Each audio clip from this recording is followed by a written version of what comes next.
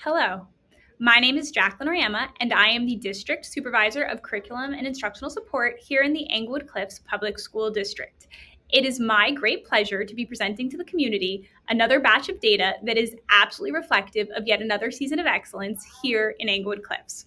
As I have mentioned before, I was previously a tested subject area teacher teaching middle school English language arts, 6th and 7th grade, now whose instructional data is only represented in our longitudinal analysis.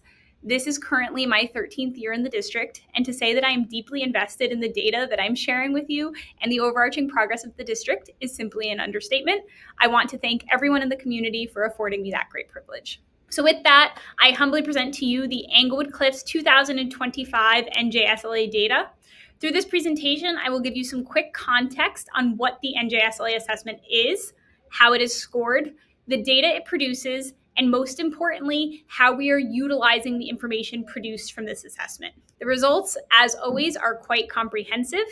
We, as a district, are charged with disseminating state-mandated information that must be shared out to the community at large. However, my focus today will be placing emphasis on the reporting that will meaningfully drive our instruction and differentiation over the course of the school year. So, as a review, the phenomenal thing about standardized testing is that there is absolutely no mystery. The New Jersey Student Learning Assessments are directly in line with the New Jersey Student Learning Standards. The learning outcomes that we are striving for in the classrooms each and every day are directly tied to those learning standards. The NJSLA provides proficiency-based scores on a scale of 1 to 5 for math and ELA and 1 to 4 for science, ultimately showing to what extent our students are approaching, meeting, or exceeding grade level proficiency. On the horizon is the shift to adaptive testing come spring 2026. We look forward to sharing more information as the NJDOE shares guidance. We will deep dive that a bit more later. Additionally, please note that our grade 8 students primarily participate in the Algebra 1 assessment in place of the grade 8 math assessment. The NJSLA produces an array of reports that are available to our instructional staff and administration, and as you may know, many of you with children in tested grade levels have already received your learner's individual student score report, or ISR, over the past several weeks.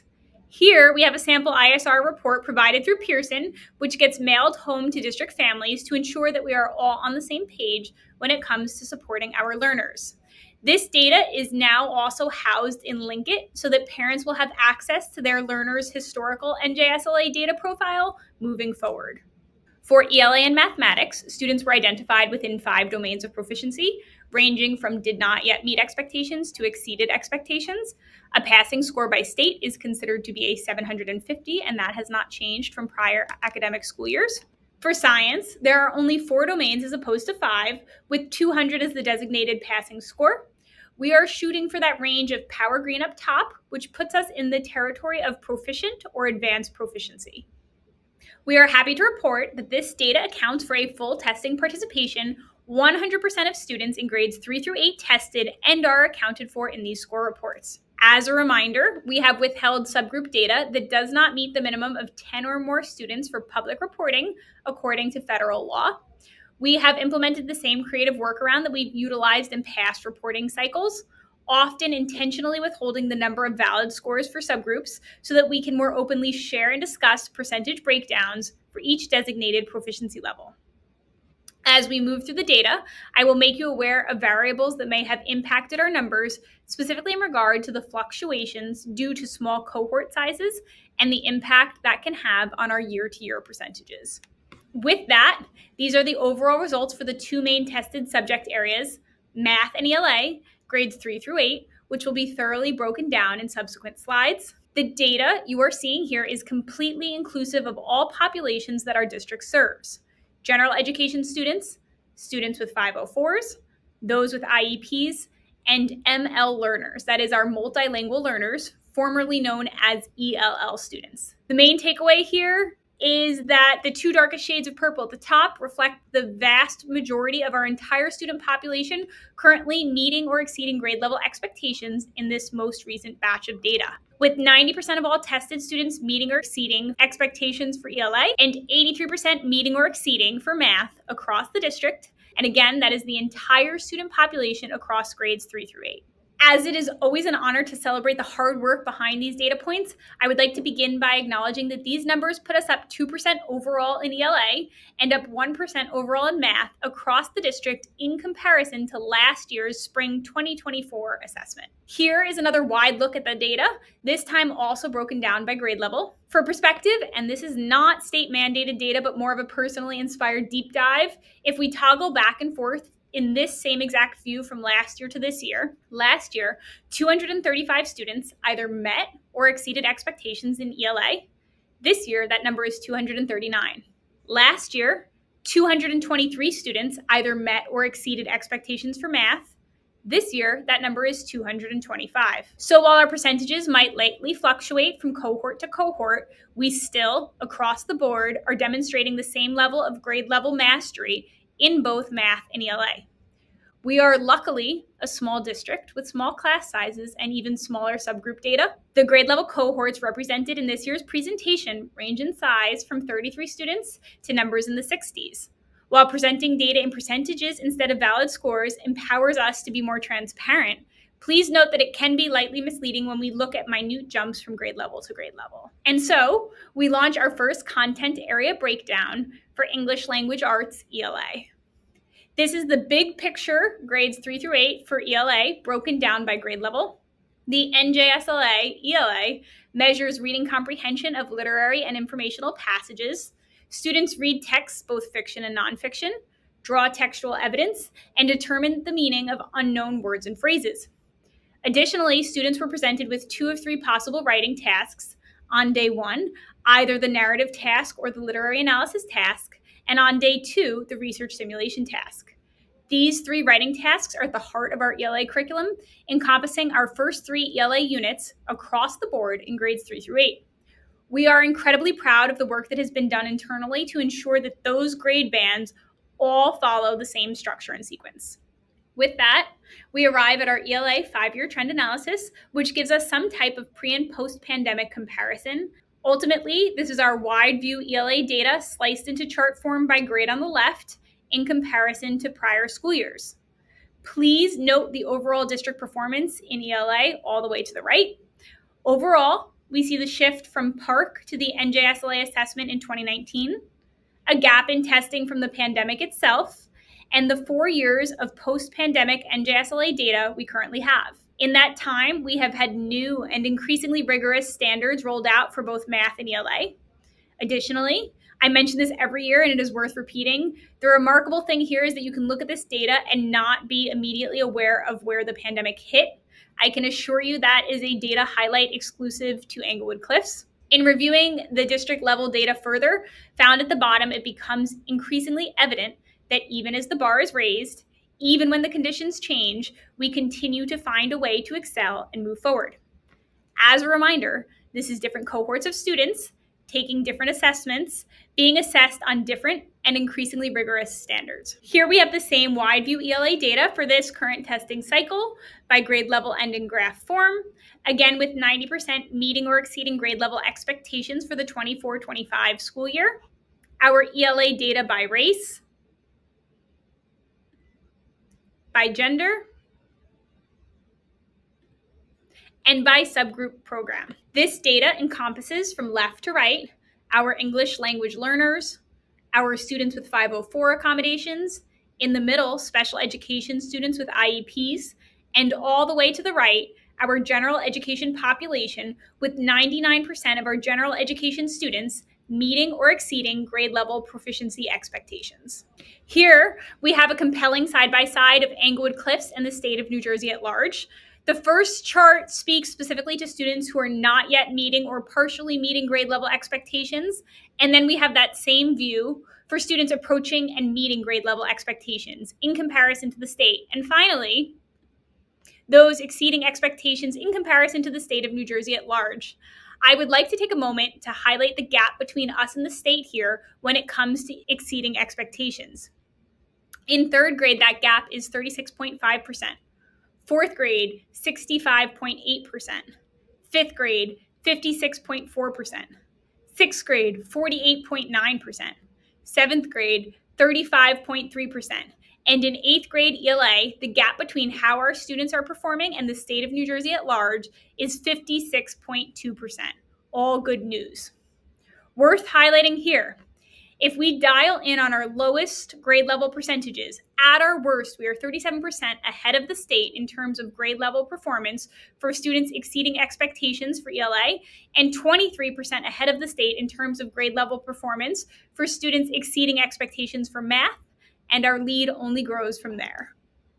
We now pivot to mathematics, grades 3 through 8. This, again, is the big picture wide view math data sliced into chart form by grade as a 3-year trend analysis with the overall district performance at the bottom. Again, we have our wide view 5-year trend analysis for math, providing pre and post-pandemic context with our math data sliced into chart form by grade on the left in comparison to prior years of testing administration. Again, we are looking at different cohorts of students, taking different assessments, being assessed on different and arguably more challenging standards. Please again note the overall district performance in math in the bottom right. Across the board, we are averaging in the 80th percentile despite the many variables previously mentioned. I also absolutely cannot skip over the data coming out of grade 8 here, with our 8th grade student population moving at an accelerated pace through an accelerated program. 92% of all students are meeting or exceeding grade level expectations specific to Algebra 1 content. That is an absolutely massive accomplishment. Our wide view math data sliced into chart form by grade with the overall district performance all the way to the right. Our math performance graphed out by race, by gender, by subgroup programs, English language learners on the left, 504 and special education students in the middle, and general education all the way to the right, with 95% of our general education students meeting or exceeding grade level proficiency expectations. Again, we see the side-by-side of Englewood Cliffs in the state of New Jersey for math. Level 1 and 2 data is specific to students who are not yet meeting or partially meeting expectations. And then we have the same view for students approaching and meeting expectations in comparison to the state. And finally, those achieving a level 5 of exceeding expectations in comparison to the state. I'd like to again highlight the gap between us and the state here when it comes to the level 5 exceeding expectation scoring. In 3rd grade, that gap is 20.5%. 4th grade, 37.3%. 5th grade, 35.1%. 6th grade, 30.6%. 7th grade, 37.7%. And in our rigorous Algebra 1 assessment for 8th graders, the gap between how our students are performing and the state of New Jersey at large is 51.7%. And that brings us to what really distinguishes our educational community from other districts in Bergen County and the state of New Jersey at large: science, grades 5 and 8. Science is unique that we only see testing in banded grade levels. This is important to note in the sense that this data reflects our students' first exposure to an NJSLA-like assessment in this specific content area. Science has also historically not been a tested subject area in New Jersey. We first saw science testing in the year 2018 with the switch to NJSLA. Across the state of New Jersey, we are seeing a massive period of adjustment. This side-by-side comparison within the state truly highlights the real marker of growth and internal comparison is us versus us. Here we see levels 1 and 2 in comparison to the state of New Jersey at large. Science levels 3 and 4 in comparison to the state. Our wide view science data sliced into chart form by grade on the bottom, with the overall district performance in science all the way to the right. Note that for the state of New Jersey, the majority of tested students, 73.3%, are not currently meeting grade level proficiency. So this is really an area of opportunity for the state of New Jersey at large. Again, the same 3 breakdowns as we have previously seen: by race, by gender, and program. The program data continually reflects what you would anticipate it to, that our classified students typically need higher levels of academic support to successfully meet grade level expectations. And now we take this as an opportunity to provide a behind-the-scenes look in how we approach developing our staff, supporting our learners, and ultimately how this data informs our overarching practices across the district. Tested area teachers were able to move through various forms of reporting during our most recent faculty meeting, where we collaboratively reflected on our findings and shared insights via a Google form. Trend analysis is instrumental in guiding our internal decisions on how to capitalize on instructional opportunities and tailor supports to meet student needs. As in past years, we elicited tangible instructional takeaways from our teachers, turnkeyed this insight to our district consultants, and continue to collaboratively tailor ongoing professional development opportunities accordingly. The takeaways from this work are concrete modifications and targets that can be immediately incorporated into our instruction. For example, we have identified the need to work on developing our vocabulary instruction, as that was one of our lower scoring strands of ELA. And so we will continue to adjust accordingly. We note our areas for growth while also celebrating our many instructional achievements. Continuing on with the meaningful feedback from our staff, as we look ahead to adaptive testing, we want to prepare our learners with proper assessment literacy so that they are best prepared to navigate the actual format of the assessment as it is presented. Worth noting, although the spring 2026 assessment will be adaptive, there has been no change in the actual standards and therefore the content actually being assessed. In terms of ELA intervention strategies based off of this data, we're able to allocate title funds towards a profound amount of professional development falling under that ELA umbrella. The trajectory of this year's professional development for ELA will cover continuing the vertical articulation work we have previously discussed, deep work enhancing successful implementation of our new phonics program, and the rollout of a new state-mandated literacy screener, iReady. For grant-funded math intervention strategies based off of this data, we again are able to allocate title funds towards math initiatives across the district. Additionally, we are happy to report that this year our district has onboarded a new supplemental math resource, Math 180, which will be available to all basic skills and special education students in grades 3 through 8. Math 180 is designed to provide targeted support to students who need reinforcement of key skills from prior years. The program has already identified and prioritized only the most critical teaching points from each grade level, what students really need in order to grasp more advanced concepts and build algebraic and grade level competencies in the future years. The idea is that if a student is behind, it's not realistic to try and move through every single teaching point from past school years. This resource aims to streamline that process and focus on what matters most. This program is from HMH, the same company that produces Go Math, our K-4 math program for full alignment. We are actively in the process of rolling this out with our learners. For science, we will continue to support targeted professional development that builds teacher expertise while fostering high-quality instruction and also establishing assessment literacy. This includes providing our learners with exposure to NJSLA science-style questions. Additionally, as previously mentioned, we are piloting Linkit science benchmarks to increase exposure to NJSLA-style questions in this specific academic realm. Until recently, each middle grade year focused on one single domain, life, earth, or physical science, but we're actively in the process of deconstructing and reconstructing our science curriculum and shifting to a spiral mode where students revisit all 3 domains every year. Obviously, our commitment to science learning extends well beyond the classroom walls. We have been exceptionally intentional with capitalizing on interdisciplinary connections to the greatest extent possible. This includes our design thinking work, a commitment to promoting data literacy across all content areas, and providing deliberate opportunities for students to build on cross-curricular connections. We provide forums for our true scientists at heart to thrive, participating in the Science Olympiad and hosting a science fair. Other exciting news, this year, one of our 8th grade students made it to the top 30 students in the country at the Thermo Fisher Scientific Junior Innovators Challenge. Overall, this boils down to facilitating wonderful opportunities for our motivated, high-level learners to distinguish themselves, often on a platform far beyond Englewood Cliffs. Additionally, worth noting, we have Fun Friday clubs and run 3 rounds of after-school clubs each year, with program highlights being coding, robotics, mad science, and NJSLA science prep club. Ultimately, as we move forward, we hope to continue investing in our teachers, cultivating the human potential and expertise on our team, prioritizing data literacy, and familiarizing our learners with the types of questions they will be exposed to on the NJSLA. I love what I do, but doing it in a place I love is the privilege of a lifetime. I am incredibly proud of this data and more importantly, this district. And I thank you all for the role you play in the magic that is undoubtedly found here in Englewood Cliffs and showing up to support the needs of our staff and learners always.